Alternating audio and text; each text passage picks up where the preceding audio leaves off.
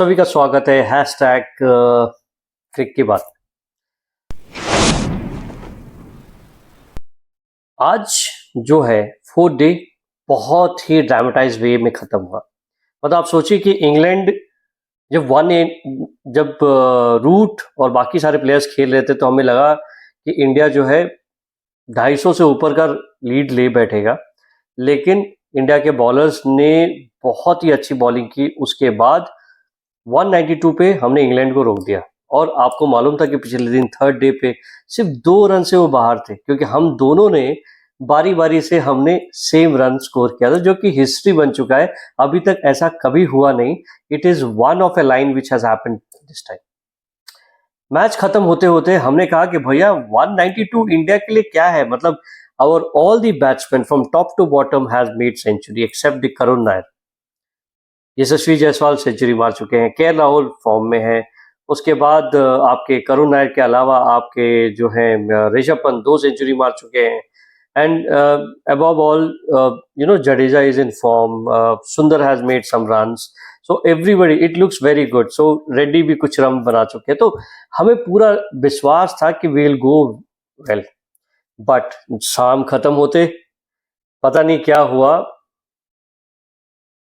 मुझे अभी शब्द नहीं है आपको कहने के कि हमने क्या किया। हमने अननेसेसरली नाइट वॉचमैन, जो कि हमारा चौथा विकेट था, आउट हुआ आकाशदीप के रूप में।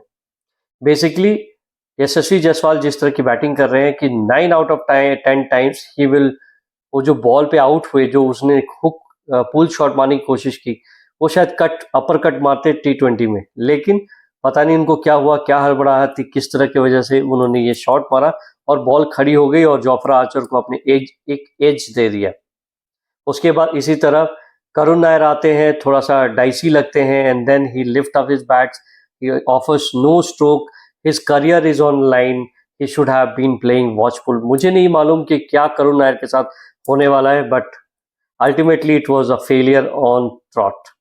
तीसरी बात, शुभमन गिल। आज शुभमन गिल की बैटिंग ऐसी लग रही थी जैसे कि ये बंदा अभी तक 430 रन बना चुका था, और इसी बात को स्लेज कर रहे थे बेन डकेट कंटिन्यूसली उसको स्लेज कर रहे थे कि 600 run 600 run 600 run. Shubman Gill को चाहिए था कि अपने आप को काम कंपोज रखें और फोकस हमारा सिर्फ रहना चाहिए था बैटिंग पे, बॉलिंग पे। Focus one off, because India को जिताना है। You are a captain, you should keep patience. Virat Kohli सब कोई नहीं बन सकता boss, you have to understand. Shubman Gill, you are a captain, you have to just आपकी बैटिंग बोलनी चाहिए, ना कि आपके मुंह बोलने चाहिए। So Shubman Gill out. उसके बाद आकाशदीप आते हैं। आकाशदीप से क्या एक्सपेक्ट करते हैं यार, what a ball it was, and he was out by a whisker. Last wicket था, नहीं तो शायद ऋषभ पंत को आना पड़ता, लेकिन आकाशदीप को लास्ट सेकंड लास्ट बॉल थी, उसके ऊपर वो बोल्ड हो गए। Ben Stoke, hats off to you यार, you are a true inspiration for everyone. कि जिस तरह की आप बॉलिंग कर रहे हो, बैटिंग कर रहे हो, आपकी जो थॉट प्रोसेस आपकी जो है, it is mind blowing है। So India is positioning at 58, railing up। अभी भी somewhere around इनको 128-30 रन के आसपास उनको रन बनाने हैं जीतने के लिए। इंडिया यहाँ से एक ही वजह से जीत सकता है, और वो डिपेंड करता है ऋषभ पंत पे। Rishabh Pant is the X factor if India has to win this test match and lead 2-1। It has to be Rishabh Pant, because KL Rahul will play, he will take his time, he will play his natural game, he will continue to prolong for more, but Rishabh Pant is a X factor। या तो वो बहुत जल्दी out हो जाएंगे, वरना ये game आपको वापस ले। और ये इंग्लैंड को मालूम है, यदि ऋषभ पंत थोड़ी देर रह गया, आधा एक घंटा रह गया, he will kill you like anything। आप कितना भी सोच लो कि मैं जीतने की कगार पे हूँ, ऋषभ पंत आपको उल्टा टांग देगा। अभी तक उसने इंग्लैंड की तरफ से, आप सोचिए कि किस तरह की उसकी बैटिंग है। वो अभी तक उसने, इंग्लैंड ने 21 छक्के मारे और ऋषभ पंत ने अकेले 15 छक्के मारे। That is the power of that fellow, x factor. Rishabh Pant ने करंट सीरीज के अंदर फर्स्ट टेस्ट में 134 एंड 118 की डबल सेंचुरी वाली मारी है रन। सेकेंड टेस्ट में 25 एंड 65, और थर्ड टेस्ट में फर्स्ट इनिंग में 74 run. So that means we can depend on the way he has been showing his calm compose. We can understand he is the guy who can do it. और वो ऐसा नहीं है कि किसी की पिटाई नहीं हुई है, बहुत प्यारी पिटाई हुई है. उनकी किसी भी बॉलर ने अभी तक कोई एफर्ट नहीं दिखाया. It's just that it was only the cask who had done. अच्छा लेंथ पकड़ा था उन्होंने. और नाउ हम 4 विकेट और बहुत टफ सिचुएशन है. And if I have to rate it out that के इंडिया कितना जीत सकती है, इंडिया जीतने में मैं सोच रहा हूं कि भाई जब मैच स्टार्ट हुआ था it was 45-55, now it's 35-65 to England.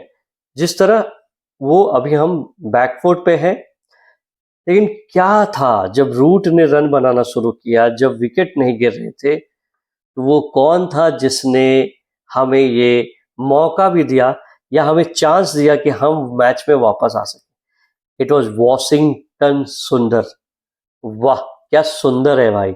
मतलब Washington Sundar, we should talk about him a lot, because Washington Sundar का जब सिलेक्शन हुआ था तो सभी जानते थे कि वॉशिंगटन सुंदर जो है ही is a proper batsman.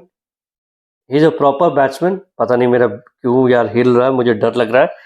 Washington सुंदर is a proper batsman, but bowling पे थोड़ी बहुत डाउट था कि क्या ये विकेट ले पाएंगे नहीं ले पाएंगे. तो इसके वजह से थोड़ा डाउट था. लेकिन व्हाट इज गुड अबाउट सुंदर इज दैट के वो जिस तरह की बैटिंग करते हैं वो एक एज देता है बाकी सारे बॉलर्स के ऊपर.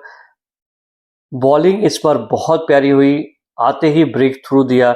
ऐसे वैसे को आउट नहीं किया भाई, उसने टॉप क्लास के बॉलर्स को आउट किया उसने. वॉशिंगटन सुंदर का जो ड्रिफ्ट था, बेसिकली आपको व्हाट इज ड्रिफ्ट, ड्रिफ्ट का मतलब ये होता है कि एक स्विंग बॉलर हवा में ड्रिफ्ट कर रहा है और उसके बाद पटक के फिर बाहर आ जाए, दैट इज कॉल्ड स्विंग. और इसी तरह हवा में एक स्पिनर बॉल करता है, उसके बाद दूसरे तरफ जाता है, हवा में ड्रिफ्ट करता है, that is called drift. And that was where Sundar was अति सुंदर बॉस. उसने 4 विकेट लिए and we could not expect that कि हम सुंदर, क्योंकि ऑलरेडी उसमें डाउट था कि भाई हम क्यों ले रहे हैं सुंदर को, व्हेन वी हैड कुलदीप अच्छा बॉलर है, no doubt at all, but batting की वजह से सुंदर. बट सुंदर ने शायद गौतम गंभीर और शुभमन गिल के डिसीजन और मैनेजमेंट के डिसीजन को प्रूव राइट किया और उसने रन बनाए प्लस विकेट ली. और आज जो मैच जहां खड़ा है वो जस्ट बिकॉज ऑफ सुंदर. क्रॉली, डकेट, पोप, रूट का विकेट वॉज वेरी इंपॉर्टेंट. पीछे से मिस करके आउट हो गए. ब्रूक, स्टोक्स तो एक अजब गजब एक रिकॉर्ड बना बैठे हैं. लास्ट के सेकेंड इनिंग्स के तीनों टेस्ट मैच के सेकेंड इनिंग्स के तीनों इनिंग्स में उसने 33 रन बनाए. मतलब 33 और 33 रन में आउट हो जाते थे. तो it is very very funny. अब मैं बात करता हूं अनबायस अंपायरिंग. मतलब इस टेस्ट मैच में मैं ये देख सकता हूं कि फेवरेटिज्म तो था ही. इंग्लैंड के, ऑस्ट्रेलिया के पॉल राइफल एक तरफ से अंपायरिंग कर रहे थे, दूसरी तरफ से बाकी दूसरे थे. बट मैं मेंशन करना चाहूँ इंसिडेंट. जब शुभमन गिल को पैड पे लगी थी तो इमीडिएटली उन्हें उंगली खड़ी कर दी. Karun Nair has not offered a shot. Immediately umpire ने, पॉल राइफल ही थे, he is an Australian by the way, I have seen him bowling, he was a fast bowler from Australia. और उसके बाद पॉल राइफल जो अंपायरिंग करें, किस level की अंपायरिंग करें, इट इज, मैं तो कहता हूं यार यदि आप विकेट डीआरएस लेते हो, मैं तो ये कहता हूँ यदि पैड में लगा है, 2 लाइन लगते हैं, जैसे पैड पे लगा और विकेट पे हिट करता है तो आउट कर दो. अंपायर ने आउट दिया नहीं दिया, let's not get into that matter. Only if pad पे लगा है, सेकेंड बॉल और विकेट लगा है, he should be out by anything. Pitch कहीं भी क्या हो, लेकिन लेग में लगता है और विकेट में लगता है, आउट अंपायर देता है नहीं देता है, it should be bloody out. ये कंट्रोवर्सी खत्म करनी पड़ेगी. Paul Reiffel is the new Steve Bucknor of this era. Why I am saying this, Steve Bucknor जब थे, जब सचिन तेंदुलकर बैटिंग करते थे, बहुत बार ऐसा देखा गया है इमीडिएटली, याद है आपको वो जो मैकग्राथ की बॉल थी और सचिन तेंदुलकर डक करके उनको कंधे में लगा था और इमीडिएटली स्टीव बकनर ने आउट दे दिया था। वो तो सचिन तेंदुलकर जैसे महान प्लेयर थे जिन्होंने कुछ भी नहीं कहा, he just turned it back and then went to the dressing room.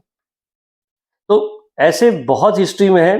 Paul Reiffel is like compared to all the people, all the Steve Bucknors जो भी थे, उसके बारे में आप सोशल मीडिया पे देख लीजिए ना कि Paul Reiffel finger goes oddly fast when England are bowling compared, not even moving when India do.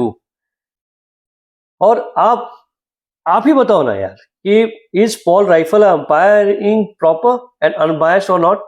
ये आप कमेंट में बताइएगा दोस्तों। मुझे मेरे हिसाब से तो ऐसा है कि जब जब स्मिथ को बॉल लगा था, स्ट्रेट दिख रहा था कि स्मिथ का बॉल लगा है, अंपायर ने आउट नहीं दिया, जब हमने रेफर किया तो अंपायर्स कॉल, तो this is very very very bad. Next we should talk about the two gentleman who were our asset, जिसका करियर, एक का करियर तो तूफान पे है, दूसरा का करियर बचाने के कगार पे है।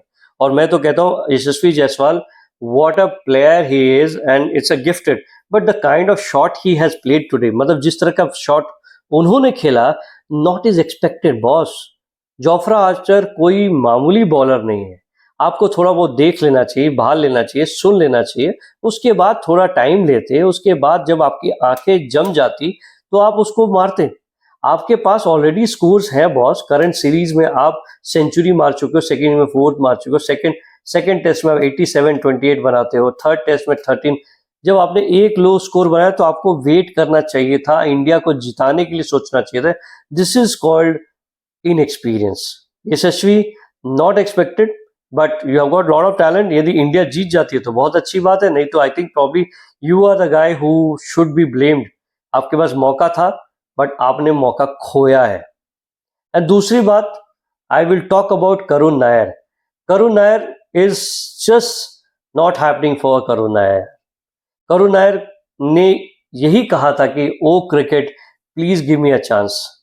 आज आपको इतनी इनिंग्स मिली है, करीबन 6 इनिंग्स आपको ऑलरेडी मिल चुकी है, जिसमें आपके स्कोर लाइन 0, 20, 31, 26, 40, 14। अब यदि ये स्कोर लाइन के हिसाब से आपको मैं चांस देता हूं, मैं ये भी रिक्वेस्ट नहीं कर सकता कि गौतम गंभीर आपको वापस chance they, because 6 innings is a huge. But yes, कुछ कैचेस आपके अगेंस्ट लिए गए हैं and that is very unfortunate, but कितनी मौके आपको दे सकते हैं। I think Karun Nair must be hopping कि मैं किसी भी तरह इंडिया मैच जीत जाए, बिकॉज यदि इंडिया मैच जीतता है तो उसके इनिंग्स को एक और मौका मिल सकता है।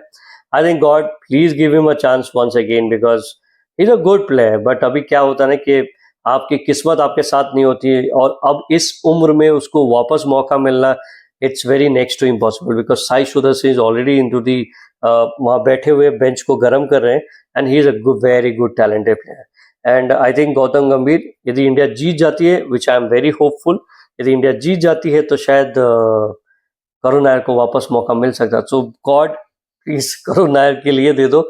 और अभी मैच समरी यहाँ पहुंची है कि इंडिया नीड्स 135 रन्स, उसके 4 विकेट ऑलरेडी जा चुके हैं, केएल राहुल 33 पे खेल रहे हैं, एंड ब्राइंडर कास्क फॉर्म में आ चुके हैं, 2 विकेट लेकर 11 रन पे 4 ओवर उसने अभी तक किए हैं। तो आई थिंक प्रॉब्ली कल का जो मैच होने वाला है बहुत ही इंटरेस्टिंग होने वाला है। कल का दिन एक ऐसा लॉर्ड्स का मैच लॉर्ड्स जैसा ही होना चाहिए, मतलब क्या इंटरेस्टिंग सिचुएशन है, मतलब ल्यूक्रेटिव है कि ला टपकने वाला मैच है कल का दिन। यदि हम जीत जाते हैं तो बहुत अच्छी बात है, यदि हारते हैं तो 2-1 से इंग्लैंड बाहर जाएगी, 2-1 से इंग्लैंड आगे चली जाएगी। Till then guys, I hope the video आपको पसंद आया, तो यदि पसंद आया तो please do like share and subscribe. Till then मिलते हैं अगले वीडियो की तरफ। बहुत मौके से यार, बहुत मेहनत से वीडियो बनाती जाती है, और यदि आप इसको सपोर्ट करते हैं तो आई थिंक प्रॉब्ली ऐसी वीडियो और देंगे यार।